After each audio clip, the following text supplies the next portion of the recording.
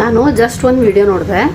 ಅದರಲ್ಲಿ ಒಂದು 6-7 ತಿಂಗಳು ಕೂಸನ್ನ ಒಬ್ಳು ತಾಯಿ ಎತ್ಕೊಂಡು ಅವಳು ಭರತನಾಟ್ಯ ಮಾಡ್ತಾ ಇದ್ದಾಳೆ. ಅವಳೇ ಹಾಡು ಹೇಳ್ಕೊಂತ ತಾಳ ಹಾಕೊಂತ ಡ್ಯಾನ್ಸ್ ಮಾಡ್ತಾ ಇದ್ದಾಳೆ. ಕಮೆಂಟ್ಸಲ್ಲಿ ಆ ಮಗುಗೆ ಮಲ್ಗಕ್ಕೆ ಬಿಡು, ನೀನು ಯಾಕೆ ಅಷ್ಟು ಕಷ್ಟಪಡ್ತಾ ಇದೆಯಾ, ಮನೇಲಿ ಯಾರು ನೋಡ್ಕೊಳೋರಿಲ್ವಾ, ಭರತನಾಟ್ಯ ಮಾಡೋದು ಅಷ್ಟೊಂದು ನಿನಗೆ ಇಂಟ್ರೆಸ್ಟಾ, ಮಗು ನೋಡ್ಕೊಳಕ್ಕಾಗಲ್ವಾ, ಬರೀ negative comments.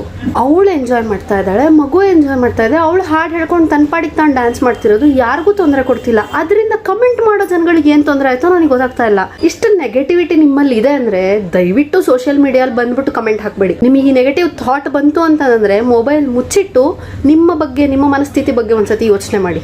And dear mother's, ಯಾರೋ ಏನೋ ಅಂದರು ಅಂತಂದು ನಿಮ್ಮ ಫಿಸಿಕಲ್ ಸ್ಟ್ರೆಂತ್ನ, ನಿಮ್ಮ ಫಿಸಿಕಲ್ ಆ್ಯಕ್ಟಿವಿಟಿನ ಬಿಟ್ಕೊಡ್ಬೇಡಿ. Be strong yourself first. ಮಗುನ ನೋಡ್ಕೋಬೇಕು ಅಂತಂದರೆ ನೀವು ಸ್ಟ್ರಾಂಗ್ ಆಗಿರಬೇಕು. ನಿಮ್ಮ ಸೈಕಲ್, ನಿಮ್ಮ ನಿದ್ದೆ, ಎಚ್ಚರ, ಆ್ಯಕ್ಟಿವಿಟಿ, ಫಿಸಿಕಲ್ ಬಾಡಿ ನೀವು ನೆಟ್ಟಿಗಿದ್ರೆ ಮಗುನ ಚೆನ್ನಾಗಿ ನೋಡ್ಕೋತೀರ. ಸೊ ಮಾಡರೇಟಾಗಿ ಮಾಡಿ. ಏನು ಎಲ್ಲ ಎತ್ತು ದಬಕ್ ಬಿಡಿ ಅಂತ ಹೇಳ್ತಾ ಇಲ್ಲ, ಮಾಡರೇಟಾಗಿ ಮಾಡಿ, ಎಂಜಾಯ್ ಮಾಡ್ತಾ ಇದ್ರೆ ಮಾಡಿ. Please take care.